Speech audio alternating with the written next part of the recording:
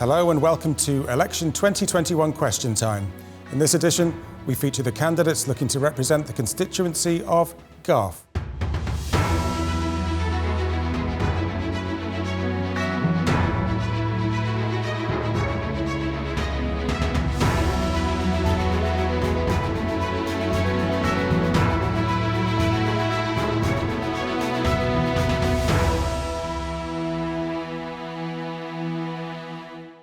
Joining me on the panel are, in alphabetical order, Daphne Kane, Martin Perkins, Andrew Smith, Jamie Smith, and Gareth Young. Following the general election on September the 23rd, two of them will be elected to the House of Keys. And before we start with questions, we're giving each candidate up to 2 minutes to introduce themselves. And first up, we have Daphne Kane. Daphne. Thank you. Hello. I'm Daphne Kane, and I'm seeking to be re-elected to the constituency of Garff, having served 5 years. I hope my track record will speak for itself, and that I've delivered on the manifesto pledges of making a positive difference. I have lived in the constituency for 25 years. I was raised in Sheffield, trained as a journalist, and first came to the island in 1989 to work as a journalist. After that, I worked in PR and communications roles and customer service manager within Ireland government in various different departments. In the 5 years that I've been elected, I have focused on education, the economy, the environment particularly, and also infrastructure, and they are very much still the priorities going forward.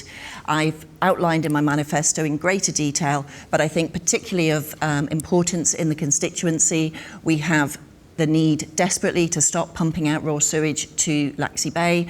We need a sewage treatment pump away option that best serves visitors and residents. We need better infrastructure around, including seawall and flood defences, so that we don't have a repeat of the October 1st flood of 2019. I'm also very keen that we celebrate our biosphere, our rewilding, protecting biodiversity, and also putting investment both into well-being, mental health, and the culture and heritage of the Isle of Man also. And I hope that if your views chime with mine, that you might feel able to support me when the general election on the 23rd of September. Thank you. Thank you, Daphne. Martin Perkins. Thank you, Richard. I've also been the Garff MHK with Daphne for the last 5 years and experienced government, the parts that work and, more importantly, the parts that don't work. Tynwald is not a public limited company maximising share value for its shareholders, but it is a service provider and it should provide services to us all. My focus is on a politically stable, independent island that provides services and opportunities for all. To achieve this, we have to get the economy back on track, as COVID has left us with a big black hole which to fill. My number one priority is attracting new business that generates wealth and creates diverse opportunity for us all. The health service must be kept free at the point of delivery. The availability of GP appointments and long waiting times for operations urgently need addressing. Community hubs are offering public access to services may well be part of the answer, and not just the health service, other things the public require as well. The treatment of post-viral illnesses and the prescription of cannabinoids should be kept high on the agenda. Our island must be kept a desirable place in which to live, to work and to visit. A place with a healthy, sustainable environment where young people have opportunities and those who have gone away to university wish to return to the island to play their part. Preschool nursery education should be free. Importantly, housing and first-time buyer schemes should be addressed urgently because they are really hampering our island's development. The climate change bill that has been approved by Tynwald has an obligation to achieve carbon reduction targets that we must meet. The cost of this must be proportionate and fair, not just falling on those that can afford it. The discharge of sewage in Laxey Bay is simply not acceptable and needs resolving urgently. Brexit and COVID have given us a lot of legislation that we need to catch up on. And with your support, I hope to be able to achieve that in the next administration. Thank you. Thank you. Andrew Smith. Thank you, Richard. Good evening. I'm Andrew Smith, an independent candidate standing for the constituency of Garff. I freely relocated to the island with my wife and 2 daughters with employment in 1986 and chose to live in Laxey. My employment history has been in accountancy, working in all sectors: agricultural, banking, construction, fund management, insurance, oil and gas, shipping and yacht and aircraft industries.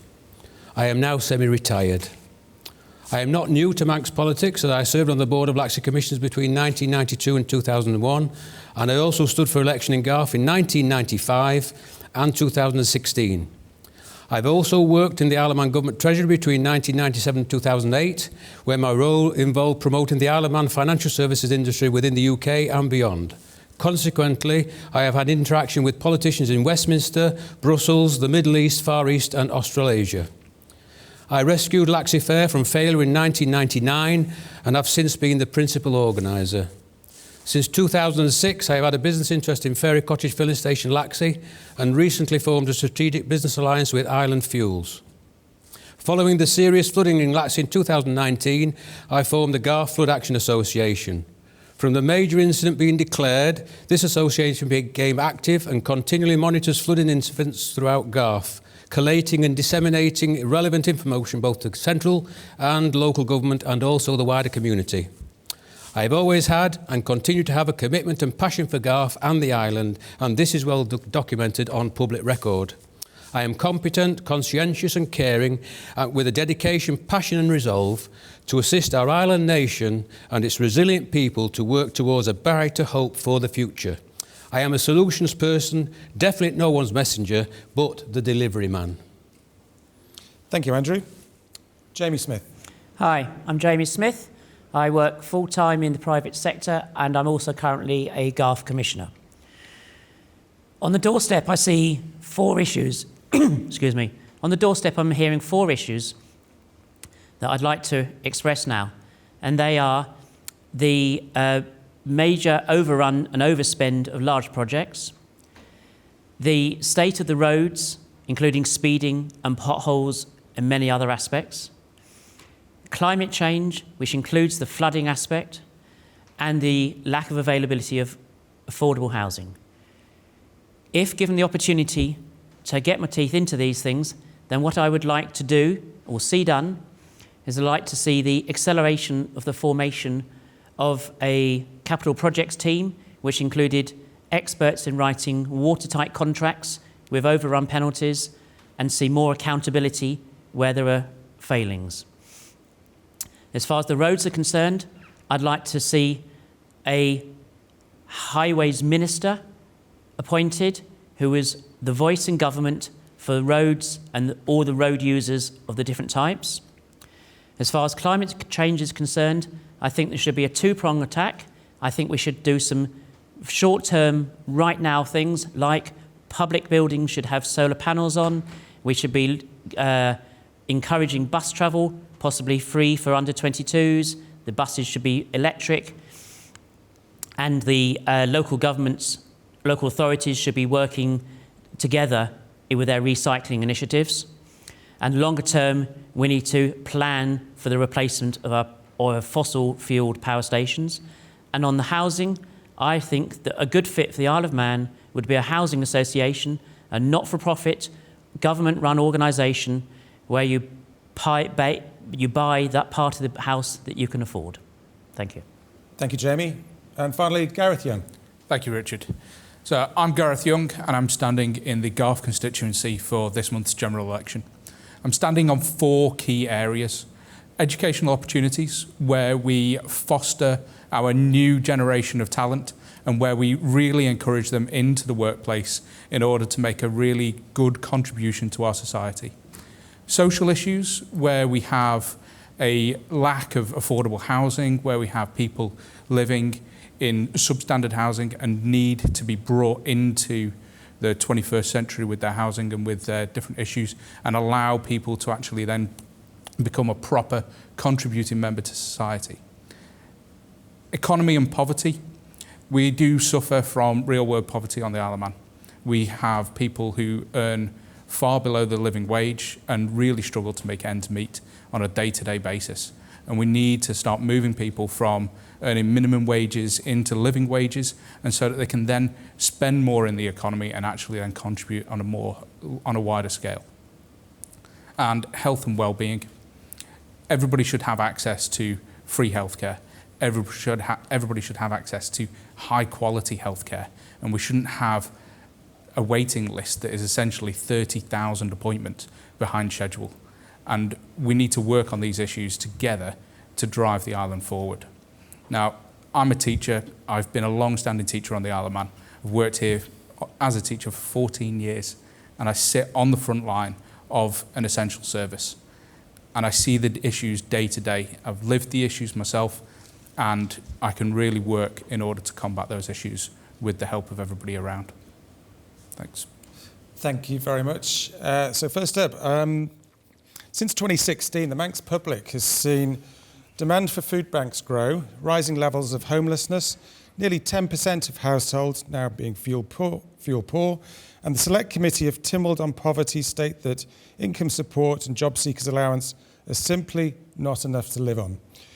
Meanwhile, the Manx public has also seen its government deliver increased delays and costs in the millions of pounds for the Douglas Promenade and Liverpool landing stage projects, a 3-year period without water slides at the NSC, hundreds more staff and consultants on the public sector payroll, and even now a Manx taxpayer-sponsored esports team. So 2 parts to the question. Do you think that the credibility divide between politicians, senior civil servants and the Manx public has ever been greater? And if elected, what will you do to improve accountability to ensure the Manx public gets better services and better value for money? Gareth Young? So when we talk about the government overspend and the large projects, we genuinely don't see people actively engaging in combating overruns. We see project managers that don't operate burn lists. We see people that just go back and forward to Tynwald asking for more money for projects and it just being quite happily granted.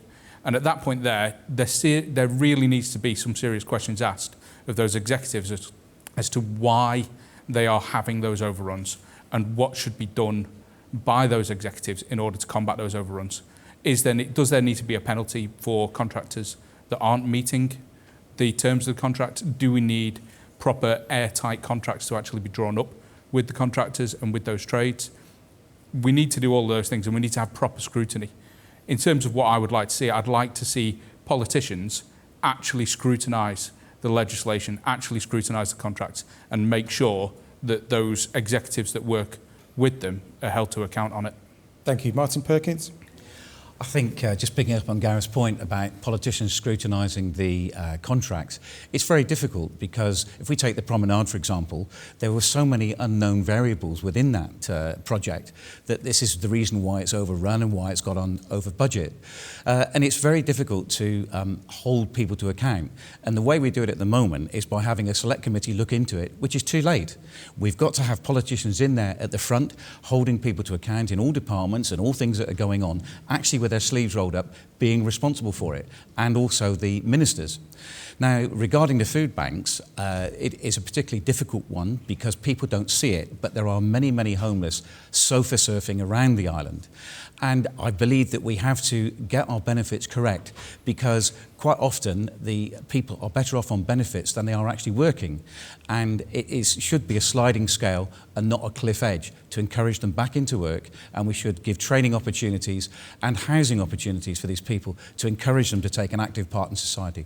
Thank you. Do you think some aspects of the failures of the promenade were down to politicians getting actively involved in the planning? There was a committee that I don't think helped that much, that was ongoing and insisted that certain parts of the promenade were kept open, which from an engineer's point of view is very difficult to keep certain areas when you've got materials coming in from all directions. Plus the fact of COVID, of course, but that's being used as an excuse for everything at the moment. But it's... Basically, I think politicians do need to be in there actively engaged. Okay, thank you. Jamie Smith. So, I said in my introduction that the accountability is simply lacking and it is causing the biggest rift in confidence in this current government that I've known in the 25 years I've been on the island, certainly. We need to have the experts in those contracts in place up front, and it is also partly a PR exercise. Yes, there are unknowns on the prom, but that was presumably because there wasn't sufficient surveying done, and if they knew that there were lots of unknowns, then they should have been honest with the residents and the shop owners on that front that it could take a long time. As far as the, I'm fully in supportive of a living wage, not a minimum wage. I've had lots of conversations with Neil Mellon at the food bank. I think we'll probably always have a small need for a food bank, because some people often have very short term, perhaps a relationship broken up, so they've got less income coming in, and that's always the week that your car breaks down. And that was always the intention of the food bank, is just to cover those short term, and you hopefully never see those people again. What the food bank is seeing is the same people coming back and back because they're really, really struggling. And so we do have to sort that out. I think what Jamie's said really well there is that we do need to move from a minimum wage to a living wage. If you're earning £3 under the living wage per hour, week on week, you're 120, 130 pounds down on being able to survive as a family. And at that point there, everybody struggles. There's less money going around the economy, and then you're relying on charity instead of being able to work your way out of poverty. And I think we need to really need to combat that. Andrew Smith.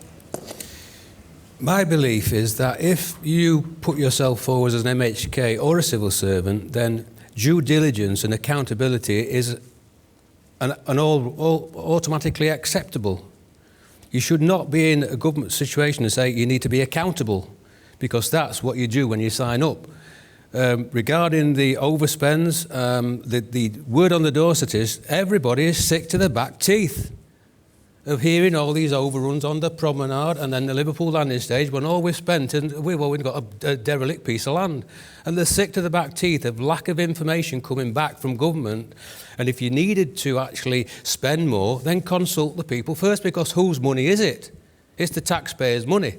Regarding food banks and fuel poverty, wearing my social hat through the charity that I work for, the food bank and the people reliant on subsidies for gas, oil and electricity top-ups has grown dramatically over the last 5 years. And just as was mentioned by previously, they are returners on a regular basis because they cannot continue to find the money for the increase in fuel costs. So I therefore believe that the cohesion, the fabric of society seems to become fragmented. For an island of only 87,000 people, it should be utopia. And we're scratching about trying to sort out all these issues, and whoever is elected, some people say, well, I don't know why you're looking to do it, because there's a perfect storm brewing on the horizon. And I say, well, I'm passionate about it because I want to see a difference. And I think that the current government have got a lot of accountability and they've got a lot to answer for. Thank you. Daphne Kane. Thank you. Well, I agree with the points made. I think the key points on the overspend, particularly on the promenade, it's been recognised. The government commissioned a Beeman's study of the Department of Infrastructure to establish what was going wrong. The Beeman's management report came back and said the Department of Infrastructure lacks competency in project management skills and managers generally.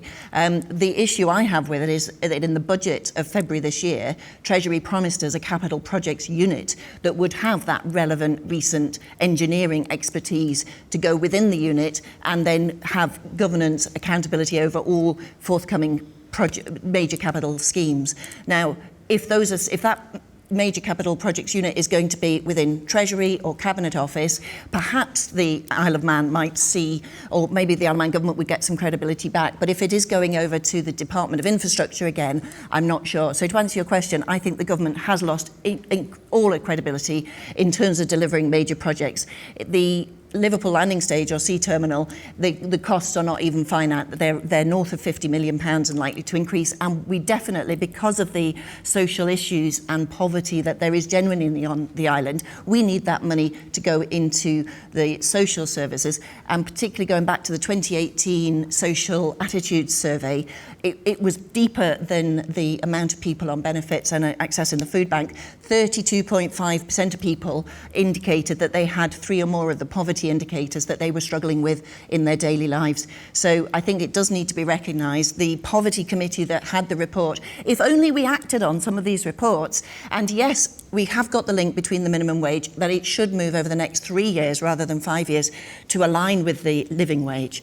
We need also to make benefits realistic level that don't put people into poverty either because they're going on benefits or because they have a disability in amongst a member of that household. Do you think you mentioned a potential capital projects unit within government. Do you find it frustrating that to cover for the failings of previous public servants, you employ more public servants to do the job that they haven't done? Martin Perkins? Well, that's exactly what's happened with the health service, isn't it? Manx care is another layer of bureaucracy that's been put in.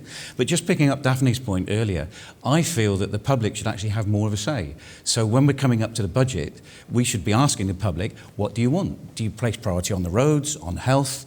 This is how much we're spending now. What should we focus our spending on? So they feel they're back in control again. The problem with the budget is it's an all or nothing deal. And when it comes to Tynwald, you either vote for it or you don't. Now, again, I feel that needs to be looked at because there are various things that we all agree that we should do. There's nice to haves and there's other stuff that is sort of peripheral. And I think it's vitally important that we get that right and we get public engagement with that. What we really need is to have priority-based budgeting. Yeah. So we set the programme for government and then we align the budget that's going to be needed to deliver that. And that sets the priorities, whether it's health, which we require as much as infrastructure and education. And it needs to be across all the fabric of societies because, as I said already, the inequalities in society are the thing that will undo this utopia, this wonderful place to live and work that the Isle of Man has become and hopefully will be again in the future.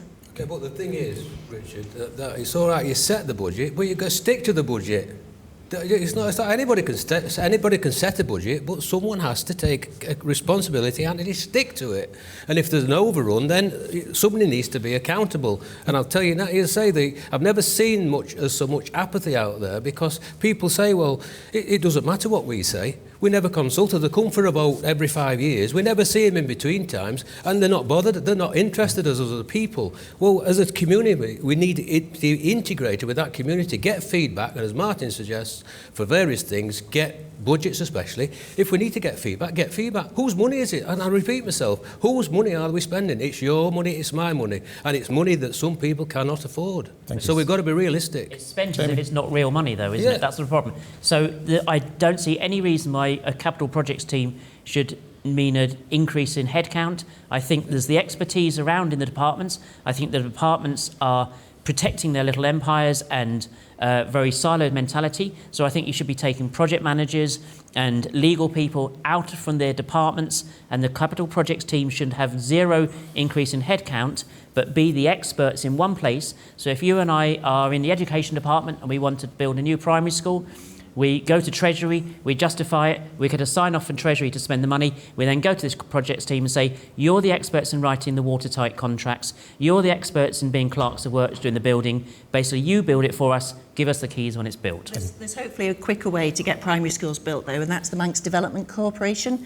So that's been now established by the government. But that's another example of more people being employed to cover the But that should be able to deliver a build on brownfield sites quicker than allowing government to do it. And as we saw, I think with the sheltered accommodation, the nursing home, it was quicker built and Salisbury Street for government to purchase it as a done deal, as a completed project, than it would have been for government to build it itself. If it's efficient, that's absolutely fine for that. Yeah. Gareth Young? I'm just worried with these kinds of things, like you say, we are increasing the headcount of numbers of employees to do the job that the departments should already be doing. And what is then the department actually responsible for afterwards? I think we need to look at that like really quite closely and actually make sure that they're doing their jobs properly in order to then deliver the services that we do need. So if we've got 2 different building corporations being set up, essentially to work for government, they need to then deliver on that as well. Thank you. I need to move on tonight. We have quite a few questions from the audience. And we have a question from Joanne Clegg. The average house price is £313,000, and I would like to ask the candidates what they would suggest in a practical way to help first-time buyers. Thank you. And that question first to Daphne Kane. Thank you. I think there definitely needs to be some intervention. Government belatedly announced a review of the levels, the amount you can earn and the price for a first-time buyer's house. But I think what's key is we're losing key workers because police, for instance, there's a recruitment retention problem of trained probationary constables. I think the time has come when a housing allowance needs to be built in for young teachers, young health workers and police officers in particular. I think on the basis of the students, for instance, returning to the Isle of Man, which is what we want them to do, with potentially student debt of £10,000 or more, you know, the ability to put together a deposit is beyond their reach. And I think another thing that the government should look at is possibly a deposit guarantee scheme to assist them if they are able to get a 95% mortgage to reach that deposit more quickly with a guarantee from government, amongst other things. Thank you. Gareth Young. So from my perspective, there's a series of things that need to realistically happen. We need to kind of end the complete offshore speculation in the housing market. So currently there is large corporations in the UK and banking sector in the UK that will quite happily purchase properties on the Isle of Man without even looking at them, rent them out for 6 to 12 months and then sell them on at a profit, which drives up house prices artificially and stops our young people from actually being able to get onto the housing market themselves. There's also then different types of schemes that the government could involve. So like a government-backed bond scheme, or like changing the brackets that you would need for an affordable first-time house, but also then building more affordable houses and not having houses built for profit out of private companies, but actually built so that people can afford to buy them. And if you look at the average kind of build price of your 3-bedroomed terrace or semi-detached, you're only looking at build prices of £130,000. Some of those houses are then being sold at £350,000 by private companies in just a profit-making exercise at that point. And they're no longer affordable for people. They are just pricing people out of the market. And we need to obviously intervene quite drastically to stop that from happening. Thank you. Andrew Smith. Yeah, I agree with Gareth regarding the companies that buy that are not on the Isle of Man.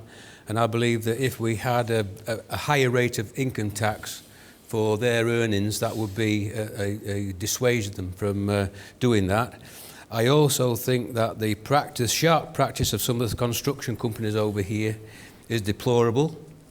When young people have set their hearts on a house, and then they are offered the deposit back because the price has gone up, and then they sell it. So it's a type of gazumping by the construction people.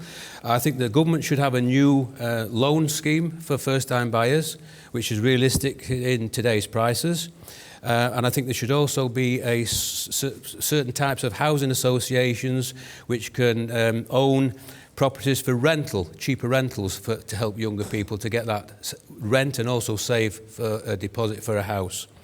In addition to that, I also believe that we could, as a government, put a cap on certain properties within an estate. If a construction company decides that they're going to build 50 properties and there's a percentage set aside for first-time buyers, then on that percentage there could be a cap. And the cap could be whatever figure is decided on the day that's affordable by the first-time buyers. And that cap will be paid for by the landowner, partly by the landowner and partly by the construction company, because the amount that the profit that they make on the rest of the estate is mind-blowing. Do you find it interesting that while you talk about restrictions, at the same time it's a business line for many Isle of Man companies, and the Isle of Man government actively markets the fact that you can invest in property in the Isle of Man without restriction and without stamp duty?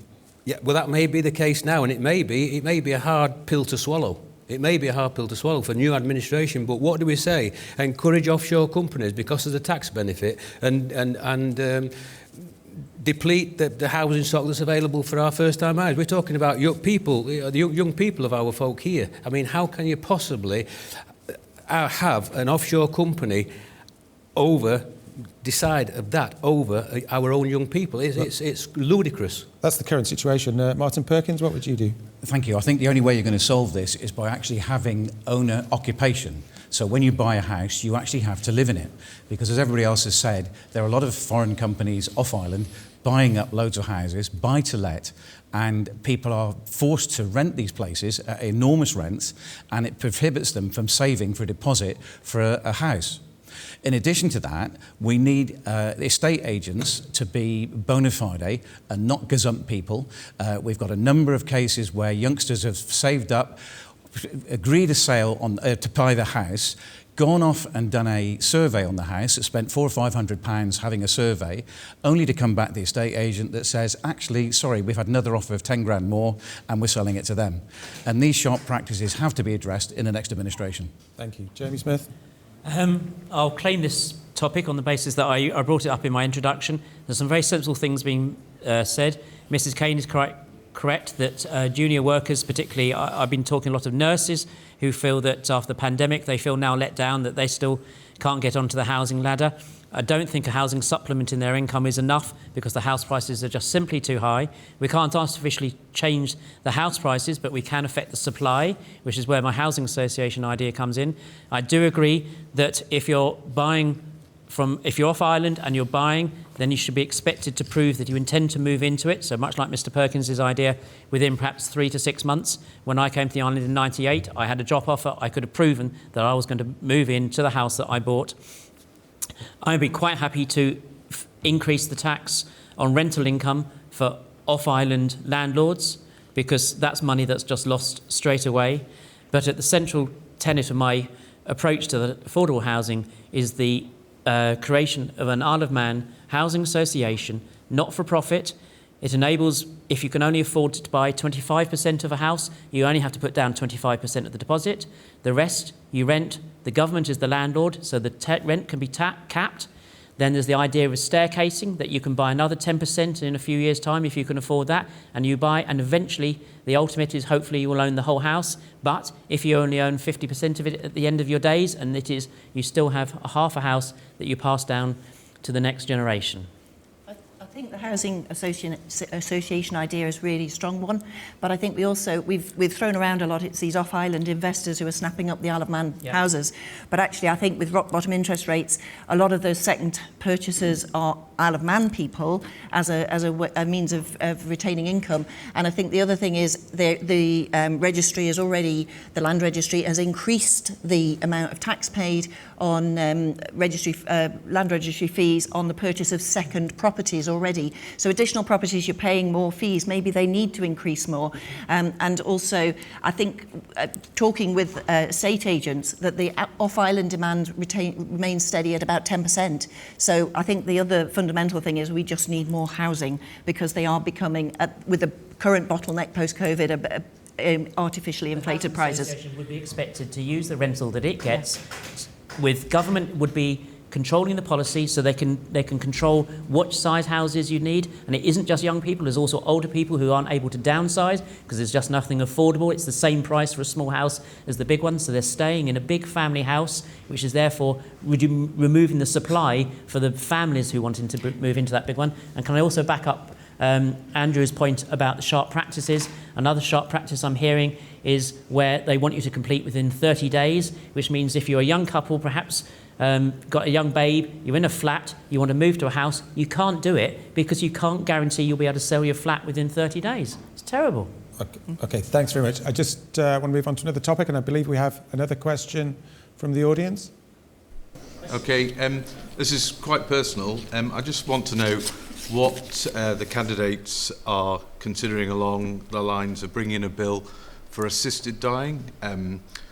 My father passed away on Saturday, and he's had a bit of a tough time, and I wonder whether, pardon me, if this was something that was available, he might have considered it. Thank you for your question, and we're very sorry for your loss. Obviously a very sensitive subject. Martin Perkins? It is a very sensitive subject, and I must admit that I am for assisted dying. I think we need a very big discussion on this in the next administration. It's a bit like a hot potato, like the abortion issue was in the last administration, but it urgently needs addressing. There are a number of people with motor neuron disease and other debilitating diseases that they know there is absolutely no way out, and they are absolutely adamant that they wish to die in a good family environment. And it has to have very, very careful checks and balances, but we should, I'm definitely for it. Thank you. Thank you, Martin. Jamie Smith? Condolences to you and your family, obviously. Possibly my best friend on the island, who knew that I was thinking of standing in 2021, was very supportive, and he was diagnosed and has passed away with motor neuron disease, and it was really horrible, and I'm 100% in favour of an assisted dying policy. Thank you. Gareth Young? Again, many condolences for the loss. I can quite happily say that I'm 100% behind having a discussion and putting forward a bill on assisted dying. I've watched multiple family members go through quite extended periods before they've passed away, be it via Parkinson's, Alzheimer's, dementia, and it is absolutely heartbreaking. And I know for myself that I wouldn't want to have that extended period, and I'd want to be able to go out on my own terms. And I think that's massively important for people to be able to do, where they can go out with dignity rather than just waiting for something to take them. So I'm 100% behind it. Thank you. Daphne Kane? Thank you. I've also had a very dear colleague diagnosed with motor neuron disease who's no longer with us, and watched my father die from pancreatic cancer.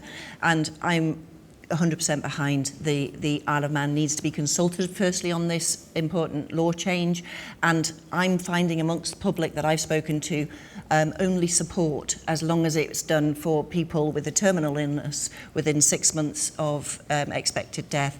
And also I think according to the research, a third of people who opt for assisted dying pathway don't take it up because they find other healthcare support. But it's having that security blanket that you can say your goodbyes and have death with dignity rather than the awful struggle and hardship of final hours of some of these debilitating diseases. I'm sensing, I think there was a recent survey done by a Channel Island company that said of the 700 people they surveyed, there was overwhelming support on the Isle of Man for that legislation. I think we need to have a wider consultation, but I think that it will hopefully be something that can be brought forward in the next administration. Thank you. Andrew Smith? Thank you. Yeah, again, condolences from myself to you and your family. A very difficult time, and I understand that. And such a subject is so intimate to the family, because obviously you understand your loved one, and obviously it's a very, very delicate balance between when you feel the time is right for that particular action to take place. I would support that, and I think government, as everyone else has said, need to seriously grasp the nettle here and decide how we can help through legislation. But again, I believe that the onus really, as long as the legislation is in place, the onus has to be with the family, because it's their loved one. And we should not get into a situation as a state to be dictating when things, and obviously the medical staff will assist as to when that actual physical event takes place. So I fully support it, and I understand exactly what you went through. I lost my mother recently during COVID, and I had not been able to see her for 18 months, and she'd been lying in a nursing home for 2.5 years. And obviously it's a difficult thing, and even more so when you're remote. So I can understand your situation, and I would fully support it. Thank you. Just obviously with respect to the subject, do we need to avoid the possibility of people coming to the island from other parts of the British Isles to opt to spend their final days here, or sort of, to put it very bluntly, a death tourism? I think you have to be resident for at least 3 years before anything can be considered like that. Otherwise, we would become deaf tourist island. Okay, so I think it's also in discussion across the UK, so I think it's something that might be developed and introduced in the same sort of timescale, because I think there's more and more people demanding the right to choose. thank you. It's getting much more traction, like across in the UK these days, and like Daphne's just said, like realistically, the legislation looks like it's going to be similar timescale. So at that point there, it's not like we'd be attracting people to come for tourism for death. Okay, thanks. Do we have a... Sorry, sir. I was just going to say, do we know why it hasn't moved forward in this current administration?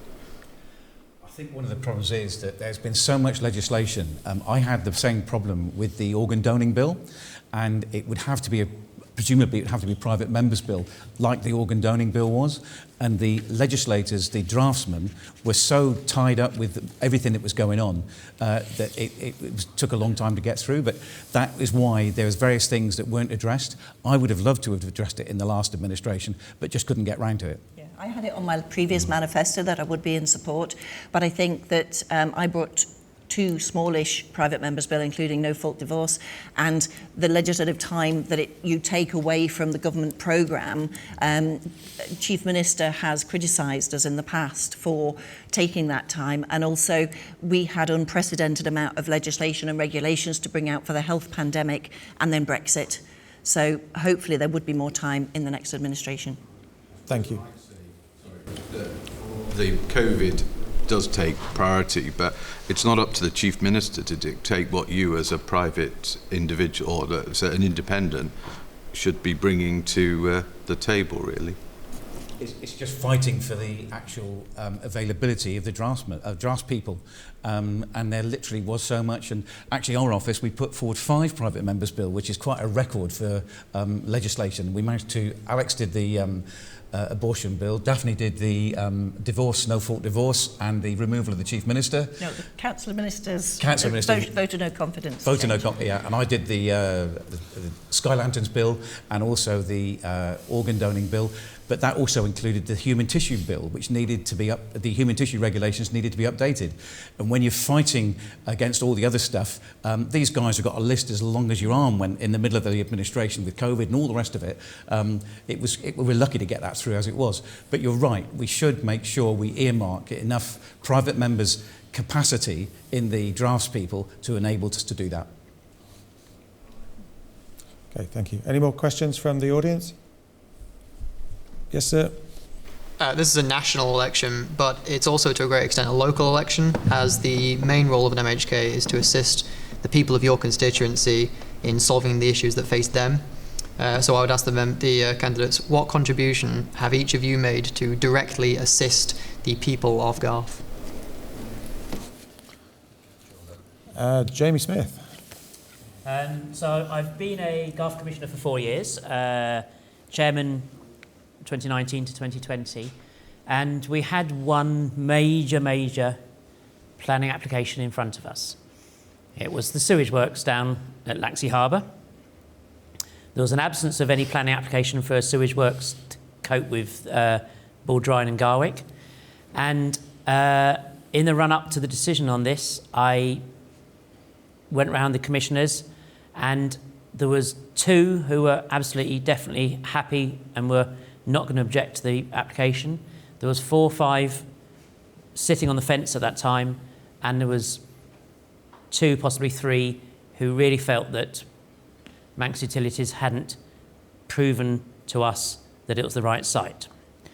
So I worked in the background and convinced them that even though it might end up being a similar project, they hadn't convinced us that they looked at other sites, and the final score of the 9 commissioners was 8 opposing and 1 abstaining, and indeed the planning committee followed suit.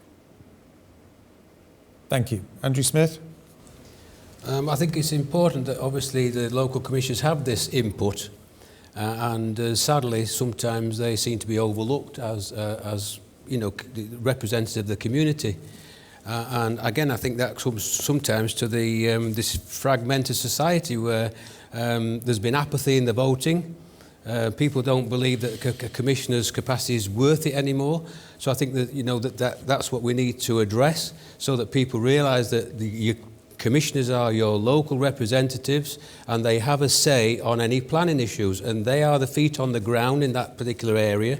They've got the knowledge and the know-how, and therefore central government should listen to them, the MHK should listen to them, and if necessary, the MHK should support them if that's what if they're of agreement. And that's the only way that you can manage sometimes to convince the powers that be, even though we may be part of those powers if we're duly elected, to understand the issues of things. So I think they're very important. And from my time on the commissioners, I always made that point, and I'd like to see it return to its former glory, the local commissions. Well said, Andrew. Thank you. Daphne Kane. Thank you. I was very supportive of the planning application, both attending the Commissioners' meeting when it was discussed and also supporting the Best for Laxey group attending the planning committee with all the representations that were given to the committee that reached that decision. And I do salute the Manx Utilities for not taking it to appeal and listening to the community.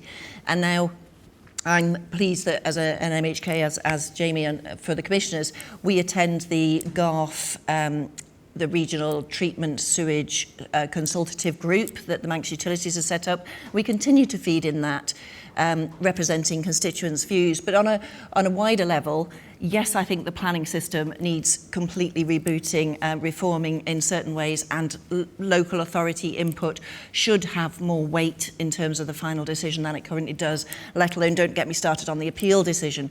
But many of the constituents' issues that I've responded to over the previous 5 years.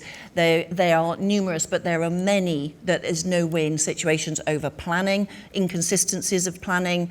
Really, they come to us when there's been a lack of action by government.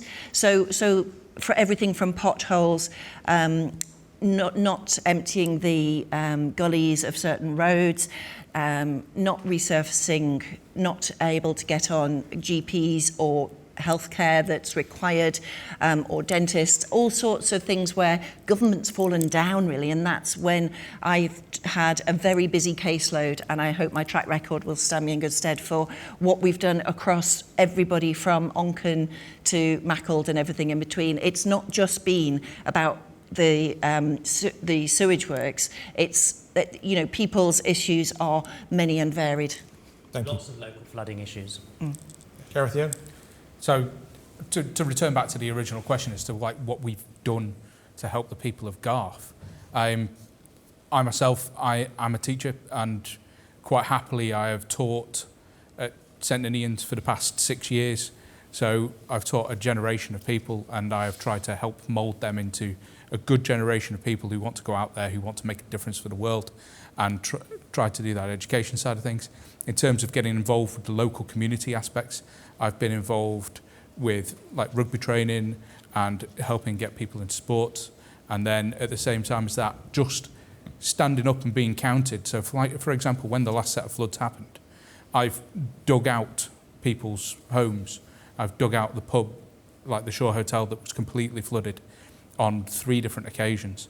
And I'm the type of person that would quite happily get involved and actually get my hands dirty in order to help the people out that needs help at the time. That was a relative, I think you should say. It was, yeah. It wasn't at the other places, though. Okay, fair enough. Okay, thank More you. than one place. Yeah, I understand the question is what have we done to help our constituents during the last, not just the Laxey sewage scheme, but other things as well. As Daphne says, you point the constituents in the right direction when they come up against government. Unfortunately, there's a sort of misnomer out there that MHKs can get you a house. We can't, but we can point you in the right direction. We can help you fill out forms and make sure you've got the maximum points to get your housing. Medical problems, we can point you in the right direction to try and get that, but we can't wave a magic wand. So all MHKs do that.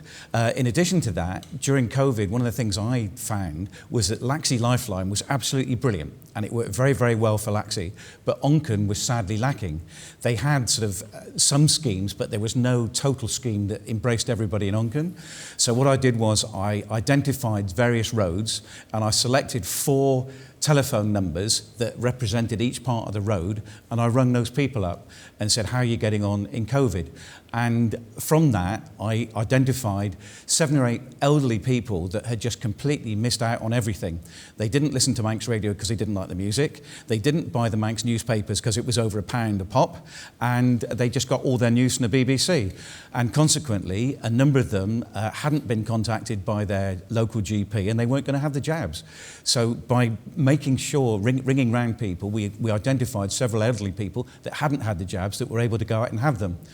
And of course, the other thing was with COVID, initially, we had constituents that had died, an elderly couple, one had died, and the relatives wanted to come over.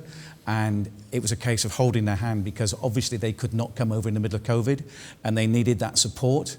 And I don't know whether Daphne found it, but numerous phone calls from people with depressive problems resulting from COVID. So you're almost like counselling and trying to help people in that method. Going back to Laxey sewage scheme, I feel that we need to G up the Manx utilities and get them organised because the process has been started, but we seem to have stalled. We're not going anywhere, and we need to really get behind them.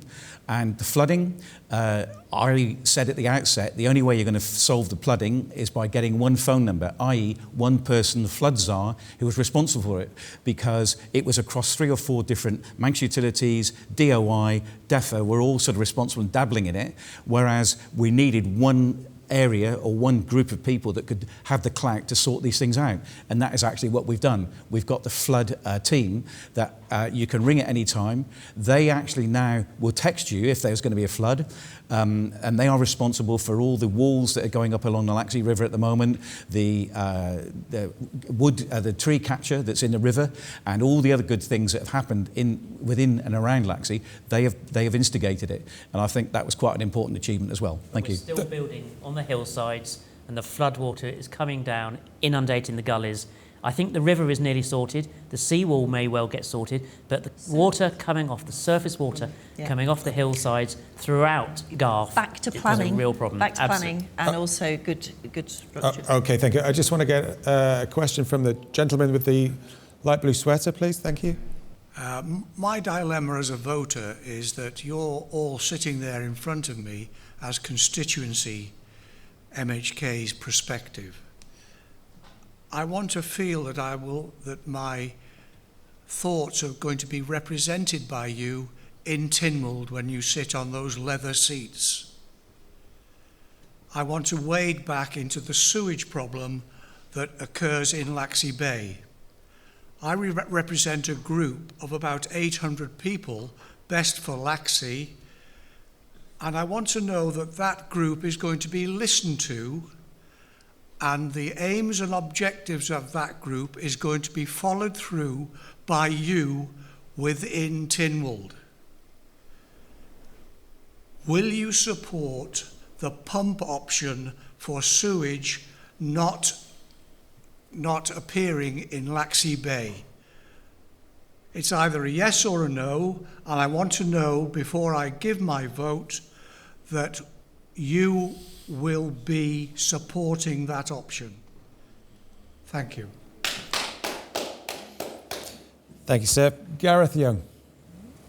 Well, as you already know, I'm actually involved with the Best for Laxey group, and I've always been involved and keeping an eye on things because it was a direct concern of mine, and I can 100% say that I am behind the pump away option and not having any raw sewage of any description go into Laxey Bay.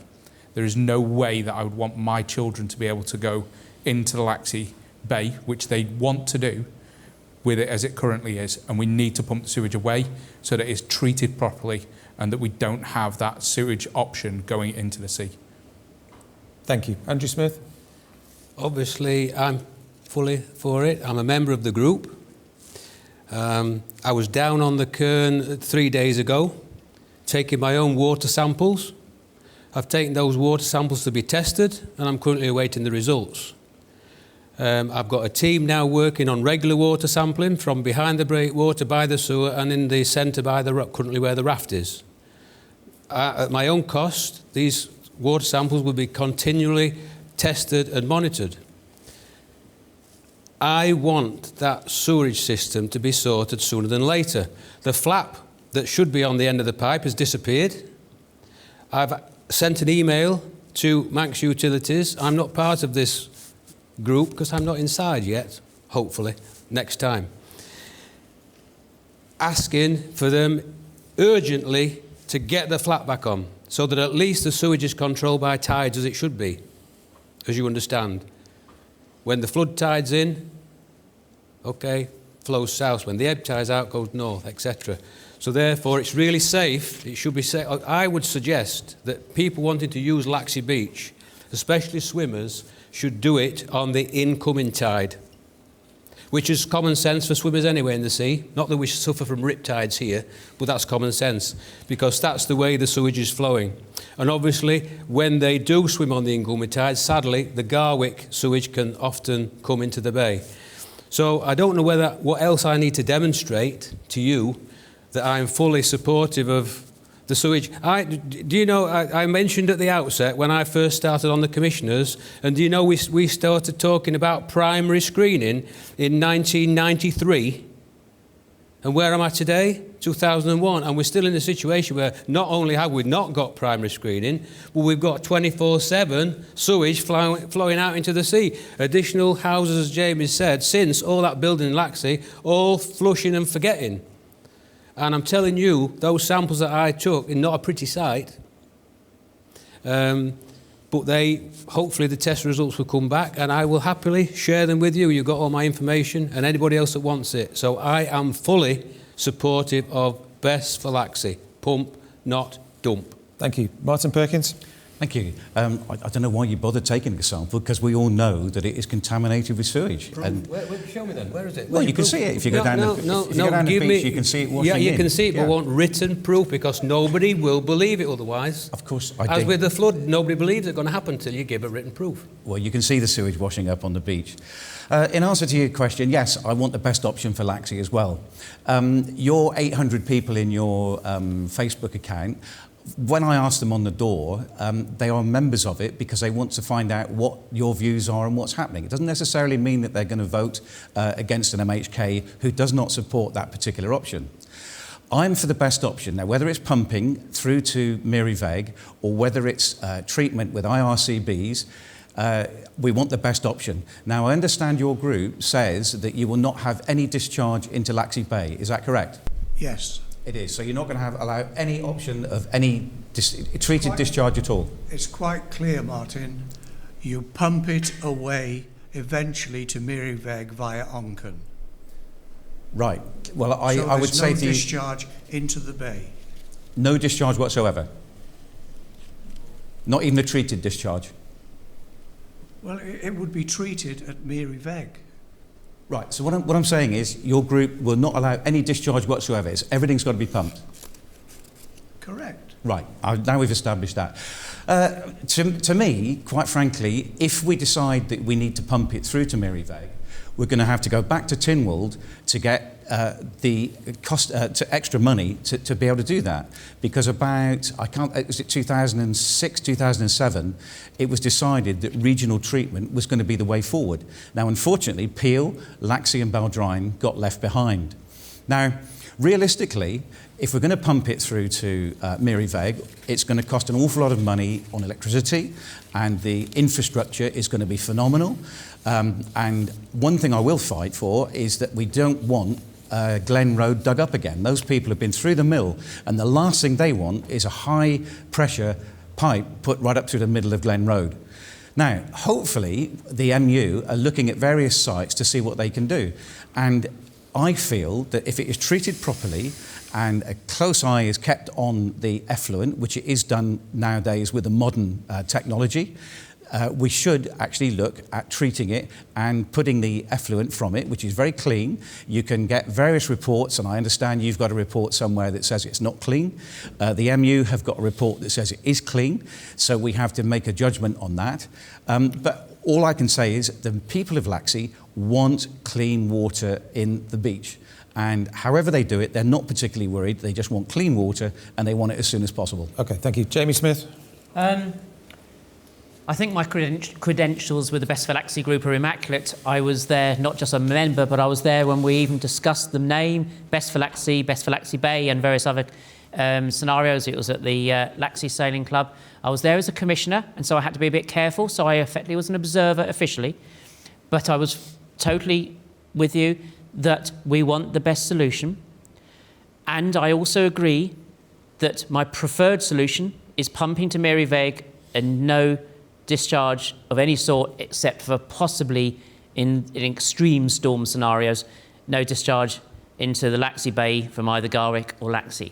But I do need to give you a word of caution, and I have said this in previous TV interviews, that even if I became an MHK, I'd be one of only 2 MHKs and 22 non-Garff, 2 Garff MHKs compared to 22, and the pumping to Mary Veg, we are being told, will be expensive.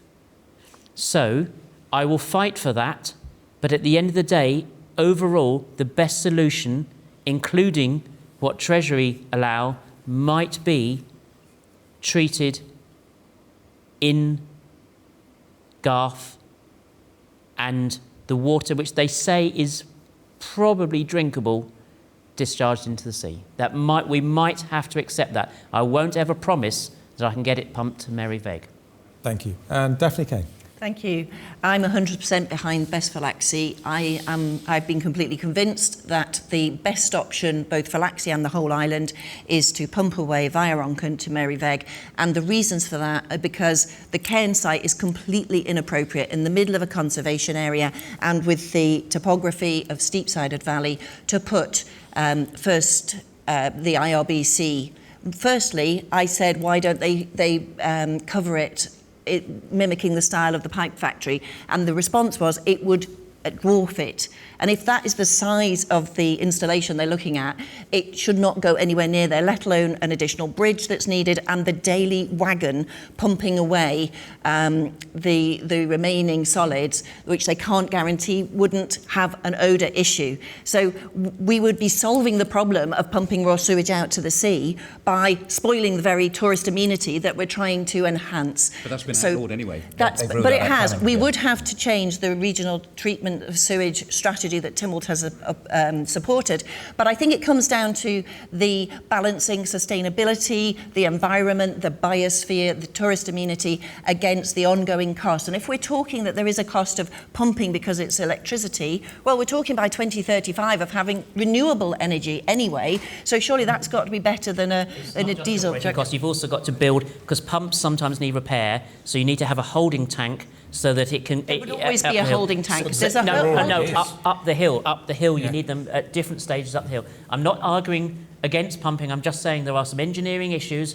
You wouldn't go up the Glen Road, it would almost certainly go other routes. Yeah. Also, we're being told that they no longer would need that daily truck because they would dry it to a pellet form and could probably get away with once a week. That can be managed now, and that wasn't an option previously. Now they're saying they can sink it further into the ground. But how much is that costing? They got a punch on the nose from all of us to go back and look at things they could do, and they're already doing that. I still prefer pump to Mary Veg, but they are now saying this is what they can, the mitigation, if it does have to be treated in the area. Why should Laxey be a second-class citizen over the emission, the effluent going into the sea? It shouldn't be. So we should demand it goes. And if you see the beaches at Port Erin and Port St Mary, that's what Laxey should be like. We don't want to get in the situation like Peel. I would like Laxey to come to a decision over the best for Laxey solution sooner rather than later. But yes, why are they not already doing what the provision, which is going to be first stage screening? Thank you, everyone. I can see this is inspiring some very passionate debate, which I'm sure will carry on over the next few weeks. But thank you, panel, for your answers this evening. That wraps up our questions. And all that remains now is for each candidate to give us their final few words on why they should get your vote.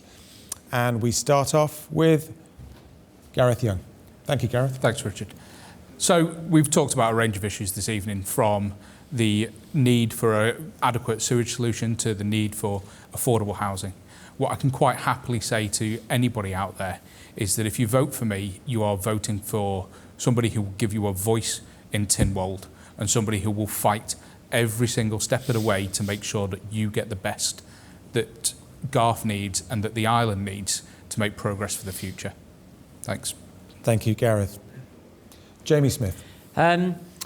So it's going to be a very difficult 5 years with some really difficult decisions.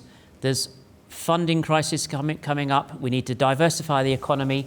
But underlying it is I want to see those government decision makers held accountable for the decisions they make. I feel I am the candidate who will work alongside the residents of Garff to make sure those decisions are well made. Thank you, Jamie. Andrew Smith.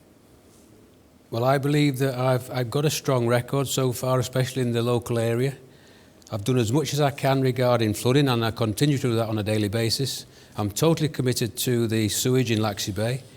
I'm passionate about, so obviously that's Garff-centric. I'm passionate about the island. I always have been. I promoted the Island Man abroad, convincing people to bring the business here, convincing people to live here. And I will tell you that a leopard doesn't change its spots. What I am is what you'll get. What I tell you is true, and I will stand up and fight for every possible cause within the Garff constituency and the Isle of Man to bring it back to where it was, to prosperity, to be a place of welcome, and to be a happy place for all the residents that are working hard to bring up their families here. Thank you, Andrew. Martin Perkins. Thank you. In the last administration, we had a lot of things to deal with that no other administration has had to deal with before. We had Brexit. We had the climate emergency. We had the Laxey flood locally. We had beneficial ownership. And we had COVID.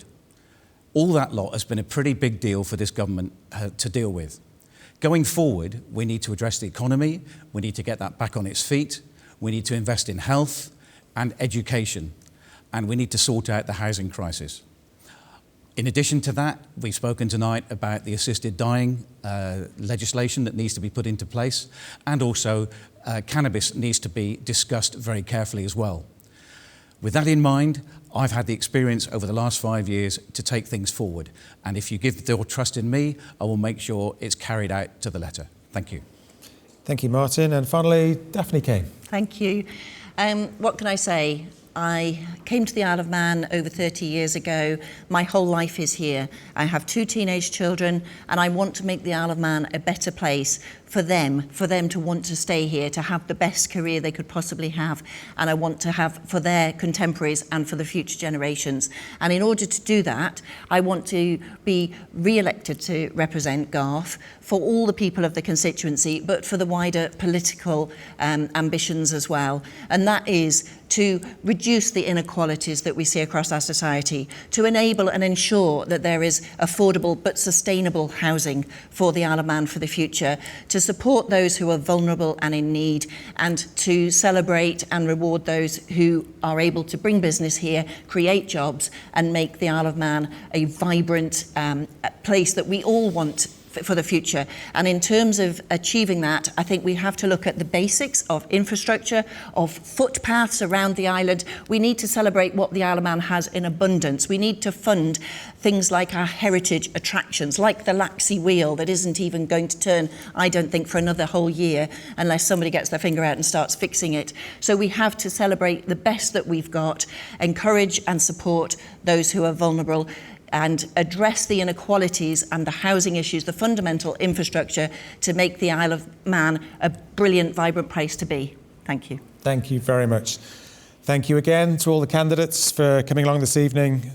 They are Daphne Kane, Martin Perkins, Andrew Smith, Jamie Smith, and Gareth Young. Now, it's over to you. Where will your votes be going on September the 23rd? Thank you and goodbye.